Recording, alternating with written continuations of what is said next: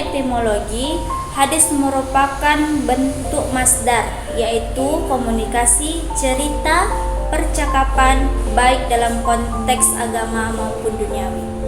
Adapun kejadian aktual dalam bentuk kata sifat objektif yang mengandung arti: 1.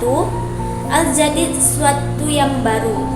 Kedua, al-akhbar, yaitu berita atau percakapan dari seseorang ke orang lain.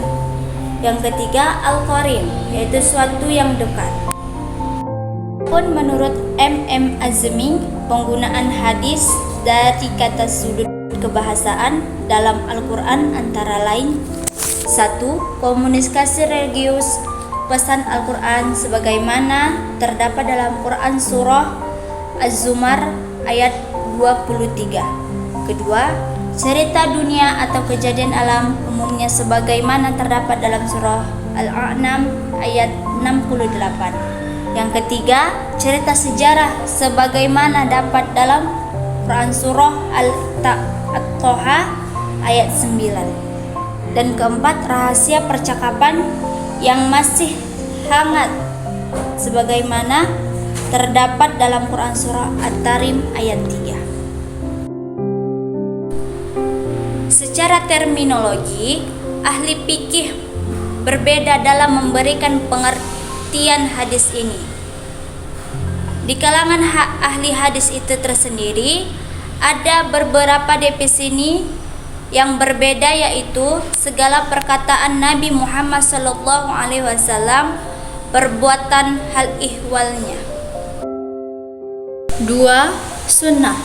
Secara etimologi merupakan jalan yang lurus dan berkesinambungan, yang baik maupun yang buruk, sebagaimana dapat dilihat dari perkataan Rasul yang berbunyi, barang siapa yang merintis jalan yang baik, maka ia akan mendapatkan pahalanya dan tidak merugikan pahala mereka sedikit pun. Dan berbunyi, barang siapa yang merintis suatu jalan yang baik, maka ia akan mendapatkan pahalanya dan tidak mengurangi pahala mereka sedikit pun. Dan barang siapa yang merintis jalan yang buruk, maka ia akan mendapatkan pahala dosanya dan dosa orang lain. Secara terminologi, menurut istilah yang mengandung Muhammadisin, sunnah adalah segala sesuatu berkaitan dengan Nabi, baik berbentuk perkataan, perbuatan, takrir, yang fisik, moral, perjalanan hidup, baik dilakukan sebelum diangkat sebagai Nabi, bertasawuf di Gua Hira, dan menjadi Rasul. 3. Khobar. Khobar menurut bahasa dari an-naba, yaitu berita. Sedangkan menurut istilah terdapat 3 perbedaan, yaitu: 1. Khobar adalah sinonim dari hadis, yaitu suatu yang berdasarkan kepada Nabi Muhammad dan segi perkataan, perbuatan, dan takrir dan sifat. 2. Khobar berbeda dengan hadis. Hadis adalah sesuatu yang berasal dari Nabi, sedangkan khobar adalah berita yang datang dari selain Nabi. 3. Khobar lebih umum dari hadis. Hadis adalah sesuatu yang berasal dari Nabi, sedangkan khobar sesuatu yang berasal dari selain Nabi atau orang lain. Pendapat ini dari ahli hadis.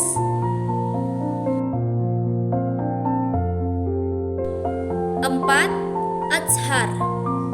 Secara etimologi berarti bagiat al-ayyi, yaitu sisa atau peninggalan sesuatu. Sedangkan pengertian secara terminologi ada 2 pendapat, yaitu: 1. Asar adalah sinonim dari hadis, yaitu segala sesuatu yang berasal dari Nabi. Kedua, asar berbeda dengan hadis, yaitu sesuatu yang berdasarkan kepada sahabat thayyibin yang terdiri atas perkataan dan perbuatan. Dari keempat pengertian tentang hadis, sunnah, khobar, dan ashar, sebagaimana diuraikan di atas, dapat ditarik suatu pengertian bahwa keempat istilah tersebut dapat dasarnya memiliki kesamaan. Maksudnya adalah yang datang dari Nabi Shallallahu Alaihi Wasallam, baik berupa perkataan, perbuatan maupun ketetapan kedudukan dan fungsi hadis.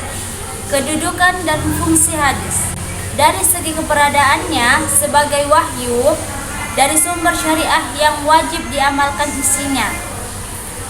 Sunnah sejajar dengan Al-Quran, dan dari segi tingkatnya ia berada berdampingan dengan Al-Quran karena ia berfungsi menjelaskan sebagaimana Allah berfirman, dan kami turunkan kepadamu Al-Quran agar kepada umat manusia yang telah diturunkan kepada mereka, dan supaya mereka memikirkan. Quran Surah An-Nahl ayat 44. Sekian presentasi dari saya, kurang lebih mohon maaf. Wabillahi taufiq wal hidayah. Assalamualaikum warahmatullahi wabarakatuh.